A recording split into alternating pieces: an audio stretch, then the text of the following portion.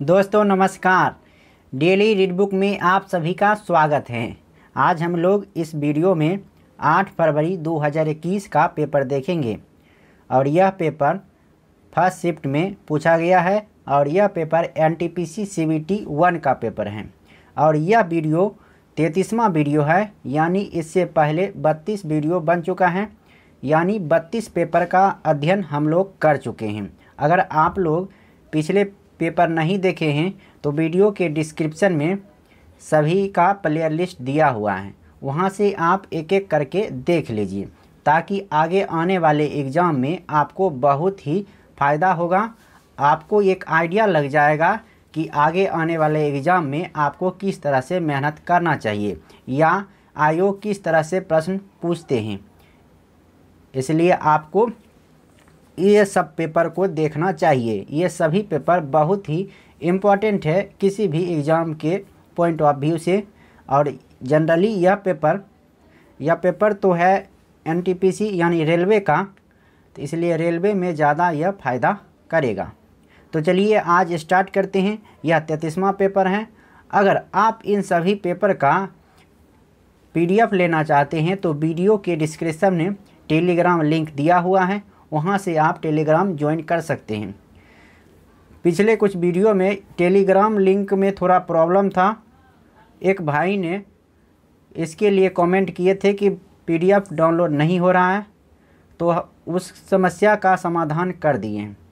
अगर इस प्रकार के टेक्निकल प्रॉब्लम होती है तो आप कमेंट बॉक्स में लिखा कीजिए ताकि हमें मालूम चले कि क्या दिक्कत हो रही है, वरना मुझे मालूम कैसे चलेगी कि आपको क्या समस्या हो रही है। तो चलिए पहले स्टार्ट करते हैं और इस वीडियो में हम जनरल अवेयरनेस के प्रश्नों को देखेंगे। अल्टर, हाउटन और राइस को संयुक्त रूप से इनमें से किस खोज के लिए 2020 में फिजियोलॉजी या मेडिसिन के क्षेत्र में नोबेल पुरस्कार से सम्मानित किया गया था? तो इसका आंसर होगा हेपेटाइटिस सी विषाणु की पहचान। अगला प्रश्न है, डैश स्थित institute of teaching and research इन आयुर्वेद यानी ITRA आयुष क्षेत्र में इंस्टीट्यूट ऑफ नेशनल इम्पोर्टेंस दर्जा प्राप्त करने वाला पहला संस्थान होगा? तो इसका आंसर होगा जामनगर। अगला प्रश्न है, भारत की महान साहित्यिक कृतियाँ मेघदूत और अभिज्ञान शाकुंतलम की रचना किसने की थी? तो इसका आंसर होगा कालिदास ने। अगला प्रश्न है, नीचे दिए गए 4 शब्दों में से 3 शब्द किसी तरीके से एक समान है और एक शब्द असंगत है। असंगत शब्द का चयन करें। करघा, हल, ट्रैक्टर, सीड ड्रिल। तो इसका आंसर होगा करघा। अगला प्रश्न है, निम्नलिखित में कौन सा सुमेलित नहीं है? तो नरौरा नाभिकीय रिएक्टर राजस्थान, ये गलत है। जबकि कैगा परमाणु शक्ति संयंत्र कर्नाटक, तारापुर नाभिकीय रिएक्टर महाराष्ट्र, कुंडनकुलम नाभिकीय शक्ति संयंत्र तमिलनाडु में है। आप कमेंट बॉक्स में आपको लिखना है कि नरौरा नाभिकीय रिएक्टर कहाँ स्थित है। अगला प्रश्न है,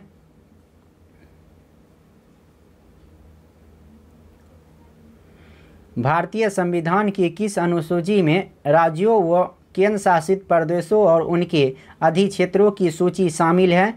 तो इसका आंसर होगा पहली। 31 अगस्त 2020 को किसने विश्व व्यापार संगठन के महानिदेशक पद से त्याग पत्र दिया? तो इसका आंसर होगा रॉबर्टो एजेवेडो। अगला प्रश्न है, निम्नलिखित में से कौन सा आंदोलन नील की बालात कृषि से संबंधित है? तो इसका आंसर होगा चंपारण सत्याग्रह। भारतीय संसद का उच्च सदन कौन सा है? तो इसका आंसर होगा Rajya Sabha. Sultan Azlan Shah hockey tournament 2019 किस देश ने जीता?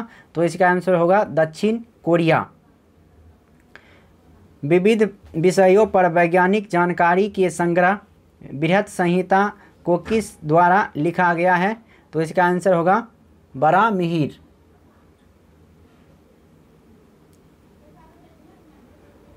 अगला प्रश्न है, स्वतंत्रता संग्राम के दौरान हुई घटनाओं को कालक्रमिक रूप से व्यवस्थित करें। तो पहला होगा जलियांवाला बाग हत्याकांड, भारत छोड़ो, दूसरा असहयोग आंदोलन, तीसरा ध्वज सत्याग्रह, उसके बाद भारत छोड़ो आंदोलन। जलियांवाला बाग हत्याकांड 13 अप्रैल 1919 को हुआ था। असहयोग आंदोलन 1920 को हुआ था। भारत छोड़ो आंदोलन 1942 को हुआ था और ध्वज सत्याग्रह 1929 में हुआ था शायद।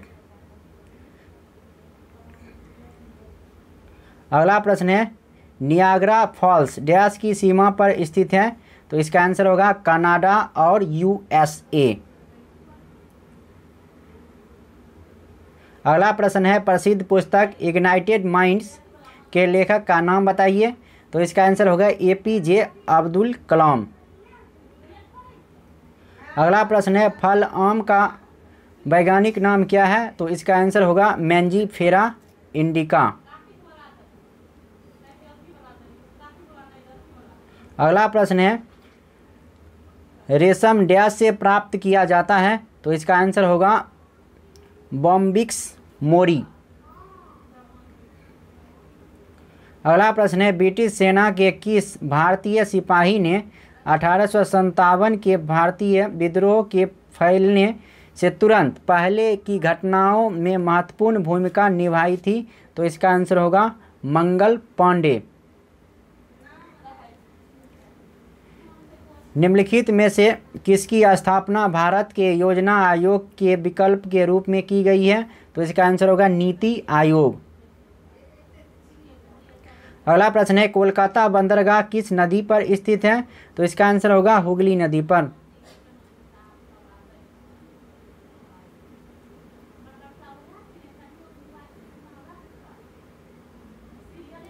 अगला प्रश्न है, डैश को खिलाड़ियों से के संबंधित खेल में उनकी प्रतिभा को निखारने में सहायता करने और खेल कल्याण उपायों को दृढ़ता के साथ लागू करने में शानदार योगदान देने हेतु राष्ट्रीय खेल प्रोत्साहन पुरस्कार 2020 से सम्मानित किया गया। तो इसका आंसर होगा AFSCB। अगला प्रश्न है, नेशनल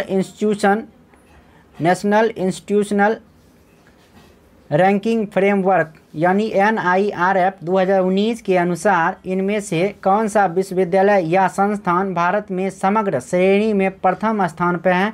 तो इसका आंसर होगा IIT मद्रास। अगला प्रश्न है, इनमें से कौन सा भारतीय राज्य शीर्ष 5 वन आच्छादित प्रदेशों में शामिल नहीं है। तो इसका आंसर होगा पंजाब। अगला प्रश्न है, एकला चलो रे गीत किसने लिखा था। तो इसका आंसर होगा रविन्द्रनाथ टैगोर ने। अगला प्रश्न है, रेड डाटा बुक किससे संबंधित डेटा प्रदान करती है। तो इसका आंसर होगा लुप्त प्राय पादप और जंतु का। FTTP का पूर्ण रूप क्या है। तो इसका आंसर होगा fusion to the premises, sorry इसका आंसर होगा फाइबर टू द प्रीमाइसिस।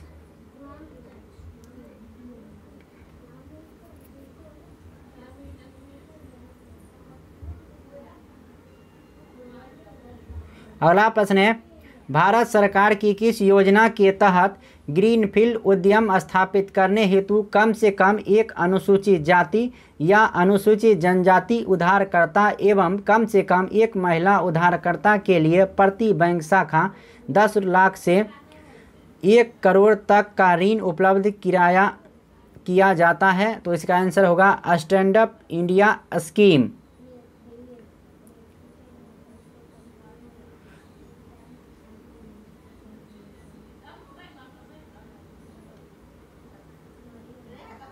अगला प्रश्न है, एनालॉजी टेस्ट का है। उस विकल्प का चयन कीजिए जिसका तीसरे पद के साथ वही संबंध है जो दूसरे पद का पहले पद से है। तो न्यायाधीश फैसला करते हैं, तो कोच ट्रेंड करते हैं, प्रशिक्षण देते हैं। अगला प्रश्न है, भारत सरकार की किस योजना का उद्देश्य 100 दिनों के श्रम रोजगार की गारंटी देकर ग्रामीण क्षेत्रों में लोगों की आजीविका सुरक्षा को बढ़ाना है? तो इसका आंसर होगा मनरेगा। निम्नलिखित में से कौन सा कर शुल्क जीएसटी के अंतर्गत नहीं आता है? इसका आंसर होगा स्टाम्प शुल्क। निम्नलिखित में से कौन सी भारतीय वैज्ञानिकों द्वारा विकसित सुपर कंप्यूटर परम की श्रृंखला नहीं है? तो इसका आंसर होगा परम मित्र। केरल से गुजरने वाले अक्षांश डैश से भी गुजरते हैं? तो इसका आंसर होगा तमिलनाडु। भोटिया भारत के किस राज्य से संबंधित अनुसूचित जनजातियों में से एक है? तो इसका आंसर होगा उत्तराखंड। निम्नलिखित में से किस पौधे को जड़, तना और पत्तियों में विभेदित नहीं किया जा सकता है? तो इसका आंसर होगा स्पाइरोगाइरा। ऑप्टिकल डिस्ट्रीब्यूशन नेटवर्क क्या है? तो इसका आंसर होगा फिजिकल, फाइबर और ऑप्टिकल डिवाइस जिसके माध्यम से सिग्नल को दूर संचार नेटवर्क में उपयोगकर्ताओं तक वितरित किया जाता है। अगला प्रश्न है, यह रीजनिंग का प्रश्न है। 2019 में संयुक्त राष्ट्र महासभा ने हर वर्ष डैश को international day of clean air for blue skies मनाने का प्रस्ताव अंगीकृत किया? तो इसका आंसर होगा 7 सितंबर। अगला प्रश्न है, उस विकल्प का चयन करें जिसमें दिए गए शब्दों के बीच वही संबंध है जो नीचे दिए गए शब्द युग्म के बीच है। लेखक कलम का इस्तेमाल करते हैं तो बावर्ची कढ़ाई का इस्तेमाल करते हैं।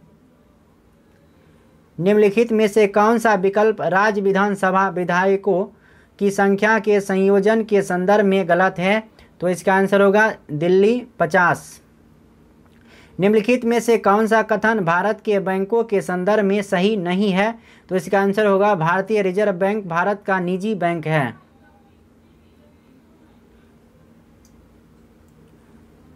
अगला प्रश्न है, निम्नलिखित में से कौन सा पौधा थैलोफाइट नहीं है? तो इसका आंसर होगा प्यूनेरिया, जबकि यूलोथ्रिक्स चारा और उल्वा एक थैलोफाइटा वर्ग से आते हैं। इसरो के प्रथम अध्यक्ष कौन थे? तो इसका आंसर होगा डॉक्टर विक्रम साराभाई। और इसरो की स्थापना 1969 ईस्वी में हुआ था और इसरो का मुख्यालय बेंगलोर में है। जलियांवाला बाग हत्याकांड में अहम भूमिका के कारण माइकल फ्रांसिस ओडायर की हत्या किसके द्वारा की गई थी? तो इसका आंसर होगा उधम सिंह द्वारा। निम्नलिखित में से कौन सा दक्षिणी अमेरिकी के देश स्थल रुद्ध यानी लैंड लॉक्ड देश हैं? तो इसका आंसर होगा पराग्वे। लैंड लॉक्ड का अर्थ है कि उसके चारों तरफ समुद्र नहीं है।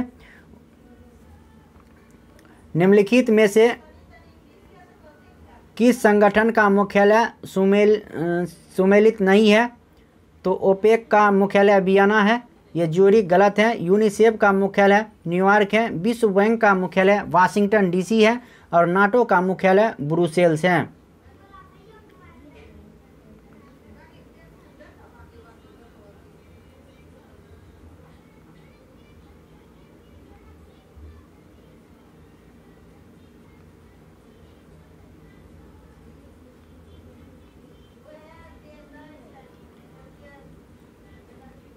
तो अब इस वीडियो में इतना ही। अब फिर नेक्स्ट वीडियो में नेक्स्ट पेपर के साथ फिर मुलाकात होगी। तब तक के लिए नमस्कार। वीडियो अच्छा लगा तो लाइक कर सकते हैं, अच्छा नहीं लगा तो डिसलाइक कर सकते हैं। साथ में कारण ज़रूर बताइएगा कि ये क्यों नहीं अच्छा लगा।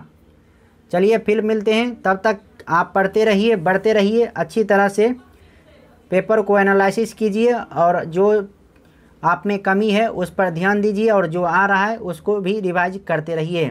धन्यवाद, शुभकामनाएं।